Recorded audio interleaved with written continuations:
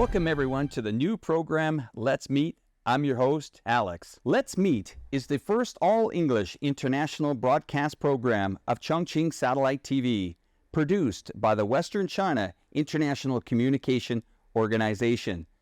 It aims to narrate the development story of the new Chongqing from an international perspective to both domestic and international audiences, showcasing the natural beauty, cultural charm, and the developmental achievements of the new Chongqing.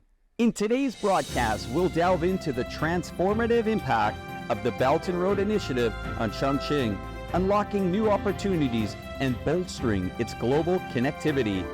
Through exclusive interviews, we'll gain insights into Mercedes-Benz and BMW's firm commitment to developing the Chinese market. Additionally, we'll take a fascinating peek into China's largest digital technological studio in Chongqing.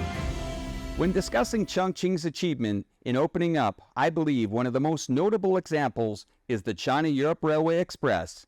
Chongqing has embarked on a new era of international rail transport, reshaping its landscape and propelling it to the forefront of global openness. Now, let's dive into its incredible journey.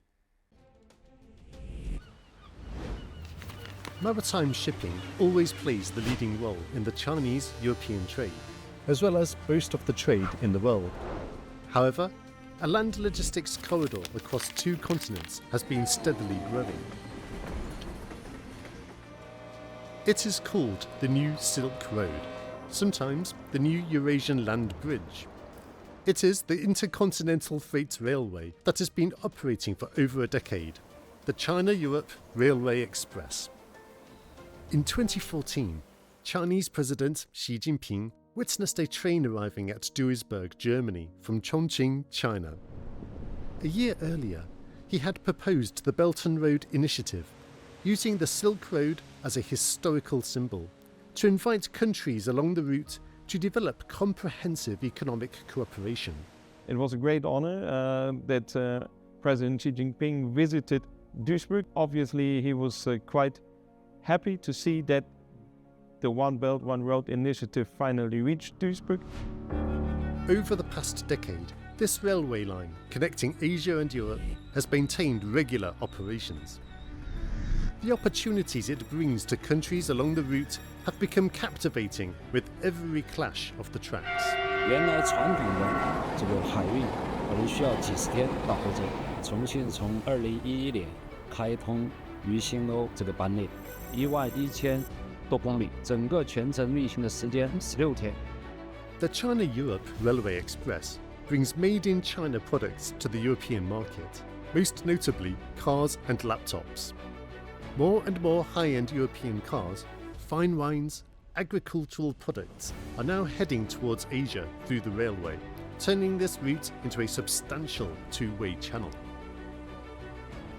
Situated on the banks of the Rhine River, Duis Port is the world's largest inland port, where ships can sail directly into the ocean via the Rhine.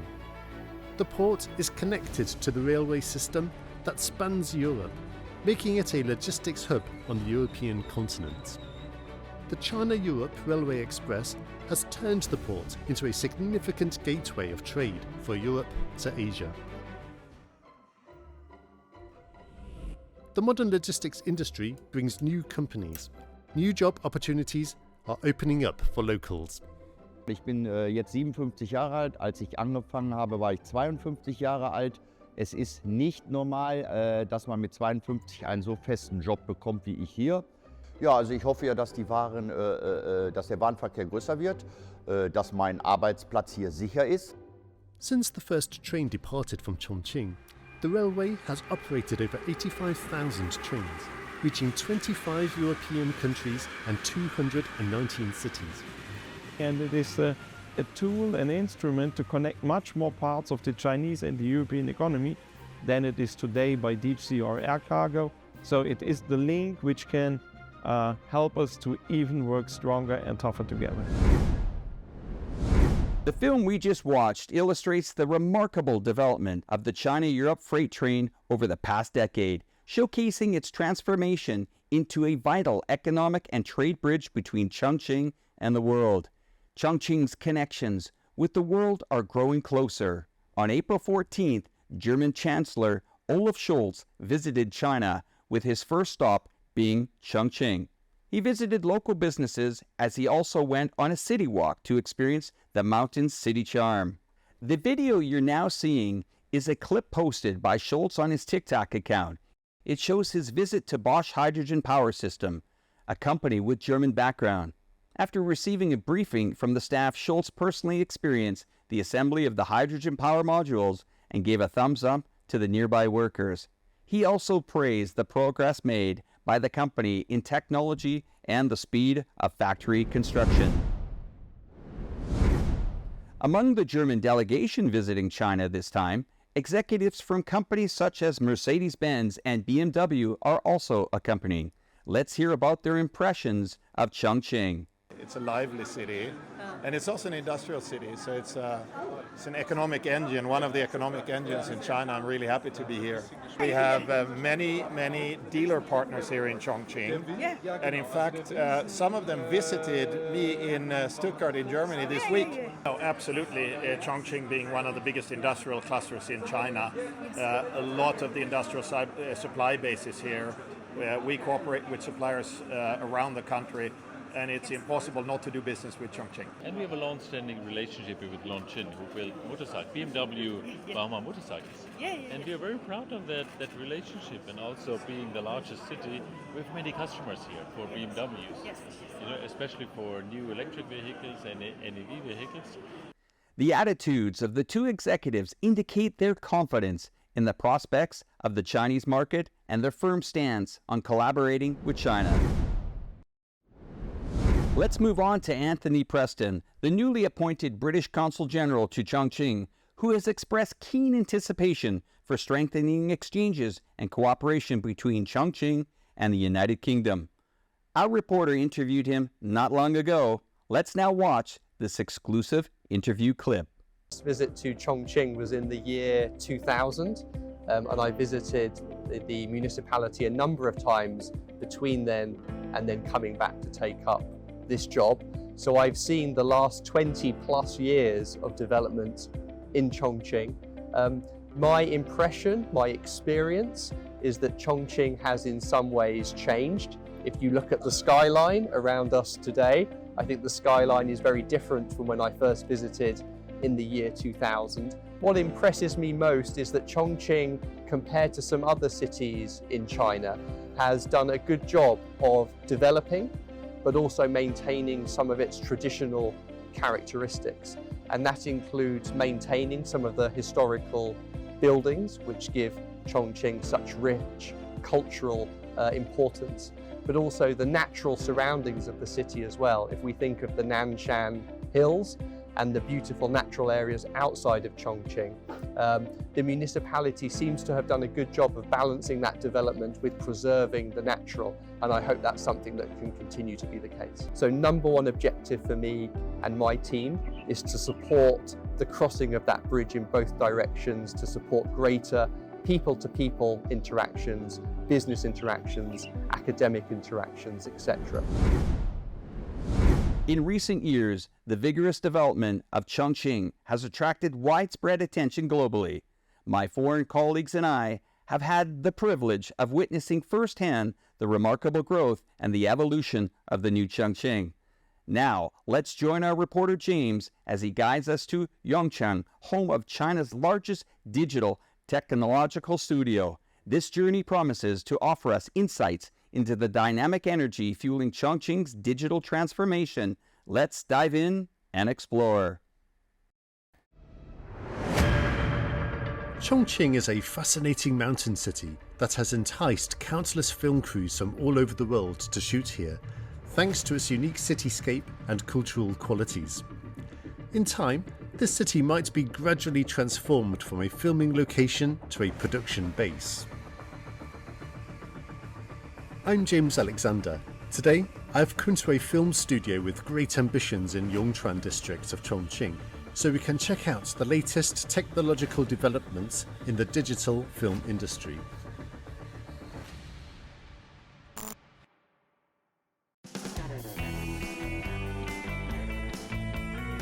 This is the first time I've been inside a real film production studio, and this is the largest technological studio of this kind in China.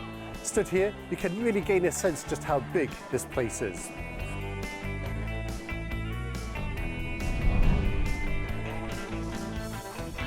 It's incredible how this studio has eliminated the need to shoot outdoors, meaning an entire production can be filmed right in here.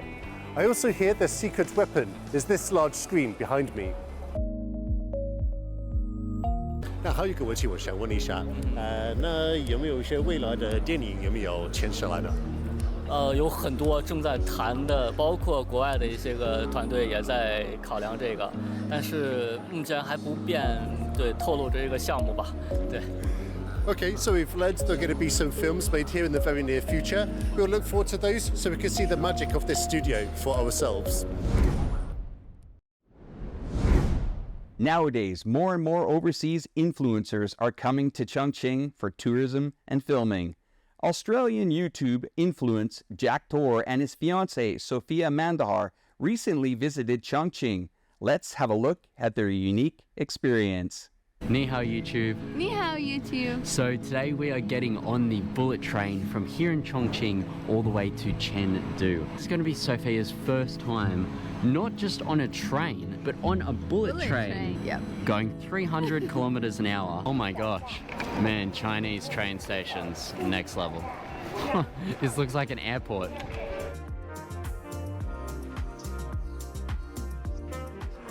Massive. This is crazy. The train that we're on, the model of the train is the Fuxing model. So we're definitely on high-speed train. Gosh, the infrastructure here is just crazy. So like, we're going past all of these rural villages. We're seeing a lot of older homes. Sometimes when you think of China, you think everything is modern, but not really. Once you get outside the cities, you see the older houses, you see the village people, but also through it you see these amazing bridges, the infrastructure, the train lines. So it's a real like contrast. It's like sort of the modern infrastructure and the farmland sort of just merges into one. It's like, it's really, really cool. It's very different. You don't see this in many other countries. This like investment into such rural areas as well. And we were just in a tunnel then, and we had 4G the whole time in the tunnel. Crazy. The Chinese just love to build infrastructure. I'm still sort of understanding all of the reasoning behind China and still just really trying to understand everything about this country because it really is fascinating. Chongqing is hailed as a city brimming with magical and cyberpunk vibes. Its rugged mountain landscapes has given birth to the unique architectural tapestry and transportation marvels. Tesla's CEO Elon Musk recently took to social media to applaud Chongqing's rail transit Line 3 for its mind-blowing automatic track-changing monorail system. Let's have a look. This video aroused millions of overseas netizens' interest. The charm of Chongqing's automatic track-changing technology led to a heated discussion. Elon Musk exclaimed, "China has an incredible trains and infrastructure in general." That's a wrap for today's show. In future episodes, we'll bring you more comprehensive coverage, showcasing Chongqing's opportunities, sharing Chinese stories, and exploring open cooperation to bridge Chongqing with the world. Let's meet, making the world meet the new Chongqing. I'll see you next week.